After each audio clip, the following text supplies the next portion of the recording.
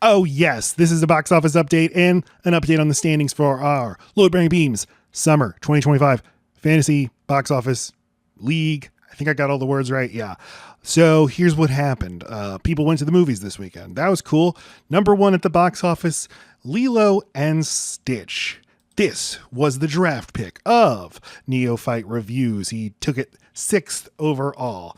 It made $63 million. Very impressive second weekend for a total of $280 million. Number two, Mission Impossible The Final Reckoning added $27.3 million, $122.6 million total. Forgot to mention, this is all domestic. This is United States and Canada only. We don't do international. We don't do worldwide just because that makes things a little more complicated. I get my numbers from Box Office Mojo. I know Box Office Mojo has its problems. It's just what I'm used to. That is what we're using. Okay, Mission Impossible Final Reckoning playing a lot better than Mission Impossible Dead Reckoning Part 1. A lot of reasons for that. Mainly, it didn't lose IMAX screens like Dead Reckoning did 2 summers ago. There wasn't competition from the weirdly big hit of Sound of Freedom. Well, the biggest Mission Impossible movie was Mission Impossible Fallout from 2018. It made 220 domestic, but worldwide a much bigger hit, $824 million worldwide. And a huge reason for that is it made $181 million in China. Now, 5 years later, Mission Impossible Dead Reckoning Part 1 comes out. It makes $173 million domestic, only 571 worldwide, and a big reason is it in China made $49 million. So that is a decline of $130 million less that it made in China. And this is just, we have to keep in mind, and I know I haven't done a great job of this whenever I've talked about box office and trends in the movies, that more than anything, I mean, one, COVID, and two, it's that American movies are not performing as well in China as they did 10 years ago. And there are lots of reasons for this, and I'm going to explore them in a future video, but it's a fascinating thing to think about and a reminder that things can usually be explained by material conditions on the ground. I saw it last night. I went very late by myself last night and I loved it. I thought it was an absolute mess, but I love this series and I love this movie, and I could have gone on for 8 hours for all I cared. Yeah, it has lots of problems and it's not as special as these movies once were. And one of the big reasons is Haley Atwell's great, but all of her scenes with Tom Cruise, I'm just thinking this should be Rebecca Ferguson. I don't get it. Why did they make that choice? And just there's new team members, and though the series has done a great job of shedding weight, even weight that we like Jeremy Renner or Paula Patton or any of the team members, it's not the kind of series where it's like, oh, we need to bring back Tindue Newton or Jonathan Rhys-Meyers or whoever. It's like, no, it's not that kind of series. And when you have more characters and when you have more big actors, there's just more people you have to service. And this franchise is about one guy and a bunch of supporting players. Anyway, it had maybe the best set piece sequence in the whole series. I mean, a 40-minute stretch of the movie where I was just like, oh my God, like I'm just levitating. I had not heard this anywhere. I am leaving the theater. It is totally empty. I'm walking across a giant concrete parking lot. And again, it's like 11:45 at night and I am very tired. And I'm just like, I want to quickly type out my review on Letterboxd. And my review is just like, I loved it. So I type it, I submit it. 4 stars I give it.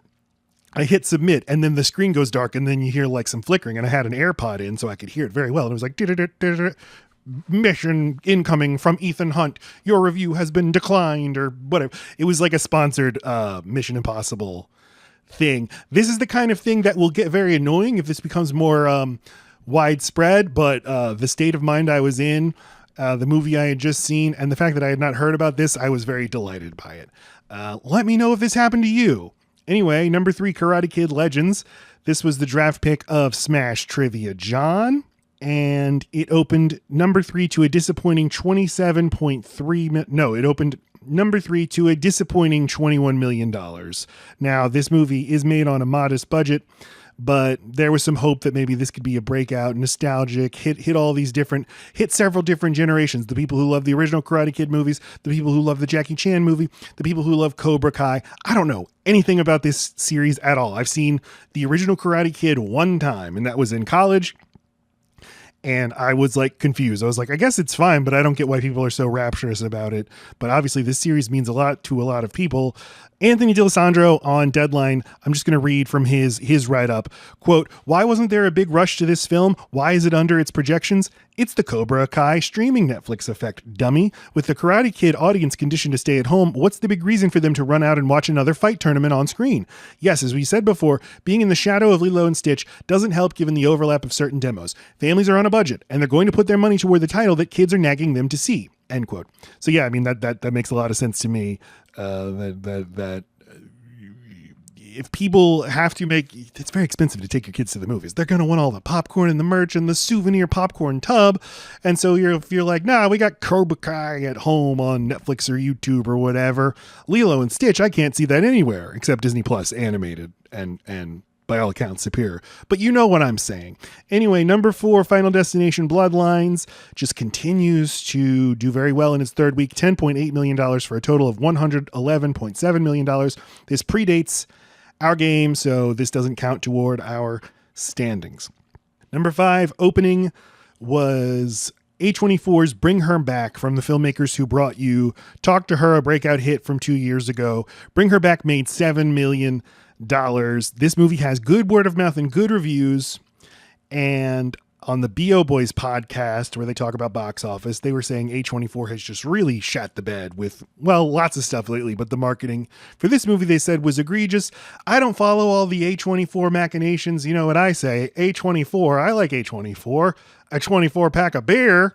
I ripped off that joke, but I don't follow all these machinations, so I don't know what they did or did not do well. People tell me, people have a lot of thoughts about A24, so somebody let me know. But yeah, $7 million. This was the draft pick of Screen Time Coda.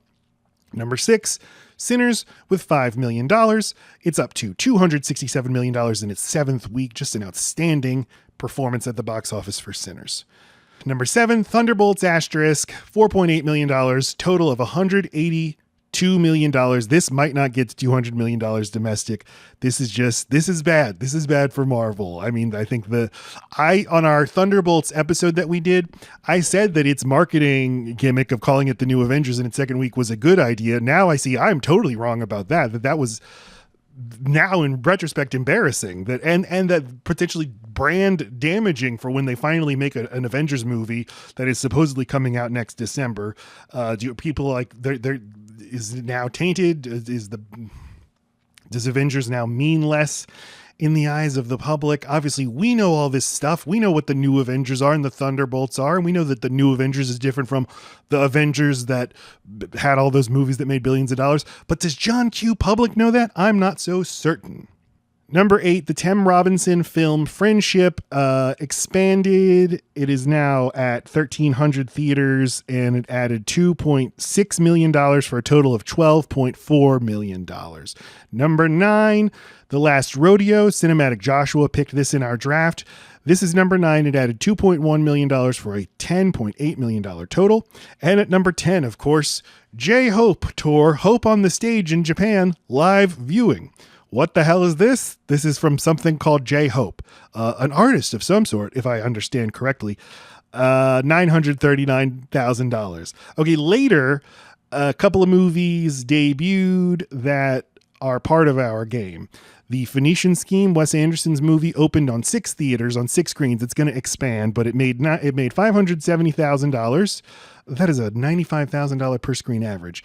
Jen, Walks Into Walls, drafted this movie. Jane Austen, Wrecked My Life, expanded.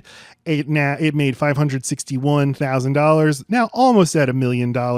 And this was the draft pick of Captain Hot Dog. Finally, Tornado debuted at the box office. Opened at number 16 on 412 screens to $130,000. Drooby Dooby's Movies drafted this movie, and when I say he drafted it, I mean I drafted it because I had his proxy, and I was at the point in the draft where I was just like, I don't know, people like movies about tornadoes, maybe or maybe not, I don't know. So sorry, Drew, but Drew's Indiana Pacers are in the finals, and things are going well for him. That's all. Well, you know what? No, let's look at the standings. Here are the standings. At first place, Neophyte Reviews. Second place, Jen Walks Into Walls. Third place, Smash Trivia John. 4, Cinematic Joshua. 5, Screen Time Coda. 6, Captain Hot Dog. 7, Drooby Dooby's Movies. The remaining 3, Spooky Tea, Load Bearing Beams, and Patrick Perot, have yet to have a movie open. So we're all tied for dead last. What's coming up next weekend? Well, John Wick From the World of John Wick, Ballerina opens. So that's the big movie next weekend. This was drafted by Smash Trivia John in the first round. So we'll see what happens there. Good luck to everybody involved. See you at the movies.